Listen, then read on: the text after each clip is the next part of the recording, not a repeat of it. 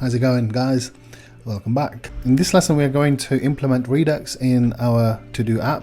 But before we do that, let's go over an action plan. In previous lesson we basically created these functions and we went over the analogy of the bank process, right? And we created these functions, we saw how we were depositing money and everything.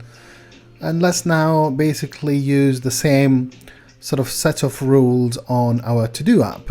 So if we go back to our app and look at the app.js, seems like we need these two pieces of data to be in that central state so we can have an access to it, right? The to-dos and filter.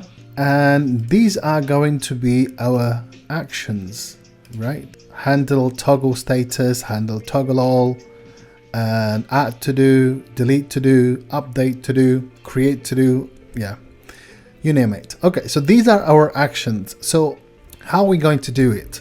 Well, we saw that the vault that we were talking about is going to be our store. Okay, now we are going to connect the pieces. Okay, and the store will be encapsulating all these reducers, right? So in this app that we're working on, we've got to-dos reducer and a filters reducer.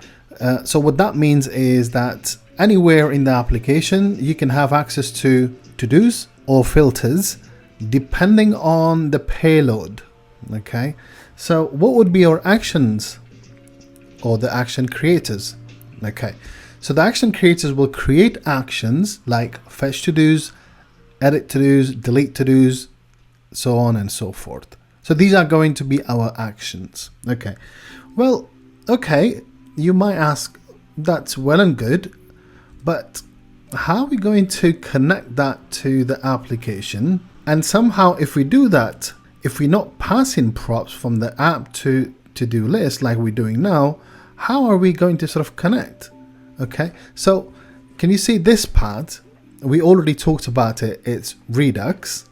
Okay, on this side, this is React. Well, the connecting piece for the React to Redux is a library that we can utilize, and that's called React Redux. Okay, so what it does, it gives you a provider component, okay, which is like the top level component, and your root component, like for example app in this instance, it will basically go as a child component within the provider.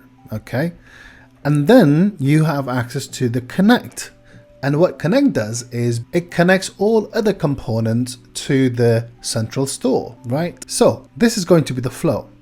We will receive the store in the provider will then pass it on to the app, then app will have access to connect that we will be bringing in from the React Redux library. That means that we can easily have access to the store using the connect in the to-do list component or the to-do item component. I've just kept it to-do list here, for the simplicity, or any other component. You can have access to the store using the connect component. Okay, then action creators will be able to, or these actions, remember these are functions, right? And the primary purpose for these functions is that it wants to change the state. So these actions or functions will be able to talk to the connect, okay, and then connect will be able to talk to the provider, and provider already have the store, right? And then the provider will be able to pass that information down to the to-do list. It will start making more sense once we get to the code, obviously. But remember, provider is the main component, which usually is in your index file. And that basically is like the top level component. And then you provide the root component of your application, for example, app.js in this case, the app, as the child of provider. And then anywhere in the components, whether it's app or to-do list or to-do item, because we've passed the root component as a child of provider, And we have access to connect because we are going to be using React Redux library. So connect basically lets us, as the name says, connect us to the store, okay? And then using the connect, we can either get the state or we can inform the state of certain change that we would like to perform in our application. I understand it could be a bit confusing, but now that we've gone over the theory, let's get to the practical side of it and start implementing the Redux in our application. Okay, so let's go over to our code editor and let's start implementing this. So the first thing I'm going to do, and this is also best practices, to create a new folder here, and that would be called actions. And we will basically create our actions in here. So I'm going to create a file that's going to be called index.js. We will create some constants here. So the first one is going to be fetch to-dos. Okay. And by the way, these are best practices. These are conventions, okay? Because think of this constant as an identifier. Okay, and I'm trying to basically follow the best practices, so when you move on to a React project, then it would be much easier for you to either read it or contribute to it. Okay, so then we are going to create an action creator, and that would be fetch, sorry, so action creator is nothing but a function. Okay, it will accept some to-dos and then it will return an action. The type would be fetch to-dos. Payload is going to be to-dos. Okay, now again, ES15 syntax, I believe that you can skip the value and you can simplify that to to-dos. So that means I can just bring this to one line. There is no need for 2 lines. Great. Let me just format that a tad bit. There we go. Okay. So this is going to be our first action. I'm also going to go ahead and create a new folder. And that's going to be our reducers. Then I'm going to create my to-dos reducer. I'm going to import fetch to-dos from the actions, and then I'm going to create my reducer, to-dos reducer. Okay, it will accept a state. We will initialize it as empty, but hang on to that because we'll come back to it in a bit. Okay, and then we will accept an action, and here we will destructure the payload at the type from the action. Okay, like that, and then we will have a switch statement, and we will see what type is. So if type is, so we'll check with case fetch to-dos. I just want to show you something. So you will see a syntax like this in case statement, because normally, you know, you write like case fetch to-dos and then do something, return it or break it. But when you specify these 2 curly braces in JavaScript, you basically create a new block, and here you can create some variables and things like that. So I will stick to this sort of a syntax, and here what we need to say is return, and we will return to-dos. Okay, this is very, very important. You never ever mutate the state. Okay, so what I'm going to do is I'm going to spread the state and then also spread the to-dos in here. Okay, so we're getting all kind of underlines here because we're not returning default here. So you need to always have a default returning a state in case anything goes wrong. you want to make sure that you just return the state. And am I in the right place? Let me check. I think I'm not, so I'm going to take this out. Sorry about that. And put it here. And now we are okay. And this is not to-dos, but payload.todos. Okay, so I'm going to quickly format this. There we go. And then we will export default to-dos reducer. So I hope that you understand what's going on in here, right?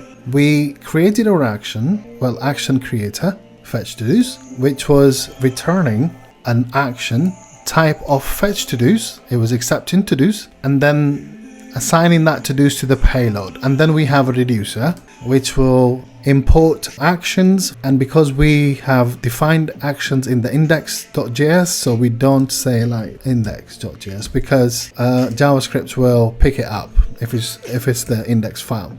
So we created our to-dos reducer. We passed the state and the action to this to-dos reducer, and we initialize the state with an empty array. And that's because the first time when the application run and you don't initialize, state is going to be undefined and you will get errors, right? For that reason, we initialize it with an empty array. We'll come back to it anyway. Then we have this type and payload that we destructure from the action. We then check the type. If it is fetch to-dos in this case, then we don't mutate the state. We spread out the state, create a new array, spread out the states in there, and join on any payload.todos that we receive. Okay, that's pretty much it about the to-dos reducer. Now we're going to create an index here in the reducers. Okay, and the main purpose for that would be to combine all different reducers. Okay, remember from the functions we wrote for the bank analogy. Okay, so it's the same thing. So basically what I will say is import combine reducers from Redux. We will also import our to-dos reducer. Great. And then we will export default.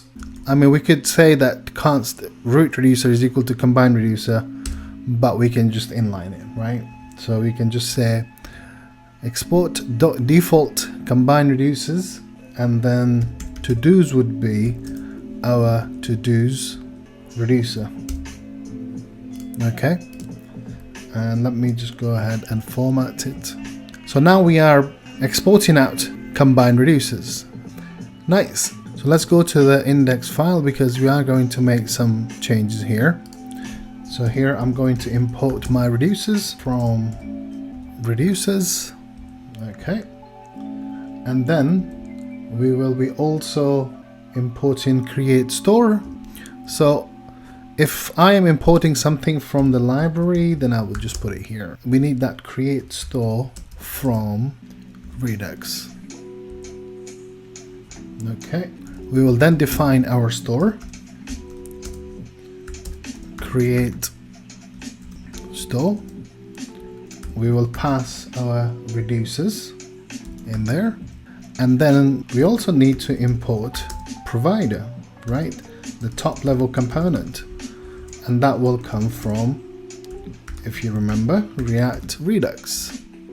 Okay, and then I'm going to wrap my app component in provider, and here I'll say store is equal to the store that we created. So we imported create store from Redux, and then we imported the provider component from the React Redux. We then wrapped app within the provider, and we provided store to the provider. So that means that because app is now our root component, remember, so we have got access to the store from all different components. Okay, so let's see that everything is okay, and no, it is not. Looks like we've got an error, and it's saying can't resolve React Redux. Okay, this is a noob error. So basically we wrote the syntax for creating the store and everything, but we never installed the libraries. So let's go ahead and install the library. So we need Redux, and then we need React to Redux. Okay, and that should do it. Sorry about that. Okay, so while that's downloading, let's go back and just go over this. So we've got the provider, we've got the create store. We create the store, pass it on to the provider. Yeah, that should do it. So if we come back, and looks like everything should be okay now. So if I go open my developer tools, and let's see what we have here. So if I cancel log,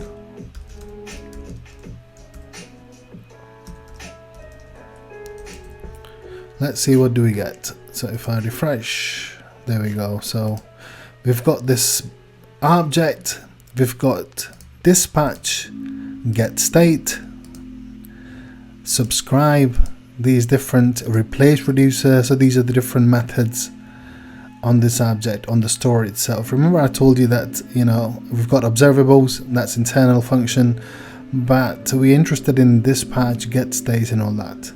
So that's cool. Everything, it looks like it's now wired up correctly. Okay, so let's go back to our app.js file for a moment, and it's in the components. Get all this hard-coded data that we have. We will be replacing this with the API data, but you know, when the time is right. We will go to our reducer, paste it here. State will become to-do items, but remember we are going to have a filter in our state as well. So let me do this. I will say initial state, okay, and then I'm going to take all this and I'll say to-dos would be these to-do items for now. Filter would be all. So this is going to be our initial state, and then here we can say initial state dot to-dos. Now that we have defined our central state, right, this initial state, we can go back to the app.